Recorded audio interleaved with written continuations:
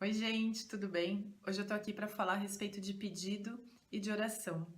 Um Curso em Milagres diz que tudo aquilo que nós estamos vivenciando é algo que nós pedimos.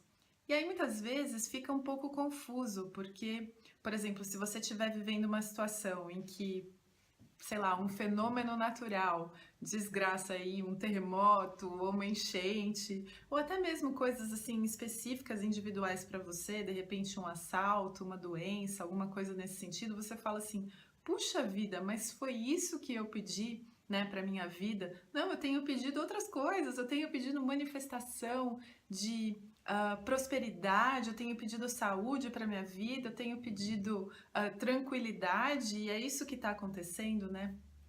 E o que eu quero dizer com isso, na verdade, é que eu acho que a gente já viveu o suficiente para entender que aquilo que se manifesta no físico na nossa vida, inclusive no nosso corpo, porque eu vejo que muitas vezes a gente também se culpa por aquilo que se manifesta no nosso corpo em termos de doença e tudo isso, né?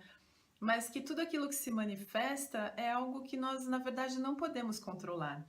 Então, até mesmo com relação a isso que eu disse do corpo, ela foi as coisas que se manifestam, né, as doenças ou as dores que a gente já falou disso aqui antes, elas se manifestam através de um processo inconsciente. Obviamente, conscientemente, ninguém criaria uma dor, né, nas costas ou uma doença para o seu próprio corpo. Mas então, considerando que todas as coisas externas são coisas que nós não conseguimos controlar, por que que a gente insiste em tentar mudar as circunstâncias para que nós tenhamos paz ou para que nós sejamos felizes, né? Então, foi um pensamento que me ocorreu aqui, porque pensando com relação a uma circunstância, né? E aí todo esse exercício que a gente faz de autoobservação e de autorresponsabilidade, ou seja, de eu ser responsável, o único responsável por aquilo que eu sinto e para aquilo que se manifesta aqui dentro de mim, não lá fora. Ou seja, eu não sou responsável por aquela pessoa que me respondeu atravessado, eu não estou responsável por aquela pessoa que me xingou no trânsito, eu não sou responsável pelo pedido no restaurante que demorou muito para chegar, eu não sou responsável por essas circunstâncias, mas eu sou responsável por aquilo que eu gero dentro de mim diante dessas circunstâncias, né? Então, se a minha comida demora para chegar, se eu fico muito estressada, se alguém me xinga no trânsito, se eu, né, respondo, então essa é a minha única responsabilidade. E aí, pensando nisso, diante de uma circunstância, a gente vive determinado tipo de emoção por conta de uma escolha que nós fizemos na nossa mente. A Kátia fala bastante aqui da diferença entre pensamento e fato, né? Ou seja, existe algo circunstancial que aconteceu, e aí, por conta da minha interpretação, eu interpreto, por exemplo, alguém me xingar no trânsito como algo muito ofensivo, então eu já acho, né, de repente a pessoa usa algum tipo de ofensa que para mim desperta, enfim, seja lá o que for, eu vivo uma emoção. E aí, voltando para essa questão da autorresponsabilidade, né? E entendendo que aquela emoção que eu sinto tem a ver com um pensamento e com uma crença, né? O que eu acredito que significa aquilo que a pessoa fez, porque no fundo, é um fato neutro, não tem significado nenhum. Então, se uma pessoa me diz que eu dirijo mal, por exemplo, essa é a opinião dessa pessoa, provavelmente eu nunca mais vá ver essa pessoa na minha vida e não muda a minha vida em nada, na verdade, né?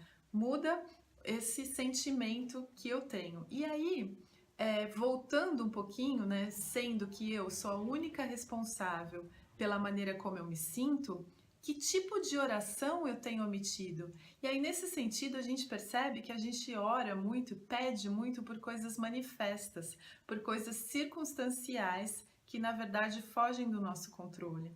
E quando eu faço isso, no fundo, o que, que eu estou dizendo subliminar, por baixo dessa oração que eu faço, né? Eu faço essa oração pedindo por alguma circunstância, eu peço para que o meu dia seja lindo, maravilhoso, enfim, mas por baixo dessa mensagem eu estou dizendo para mim mesma que eu sou suscetível a essas coisas, que se as coisas não acontecerem da maneira como eu imagino, que eu não vou ser uma pessoa feliz ou em paz.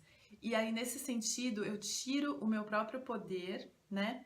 E eu peço algo que no fundo não vai primeiro, não vai resolver o meu problema e segundo, muito provavelmente eu vai me frustrar com isso. Então, eu queria fazer esse vídeo para trazer uma consciência de que a todo momento, né, existe um momento assim no nosso dia, na nossa vida em que a gente faz aquela oração e que pede por algumas coisas.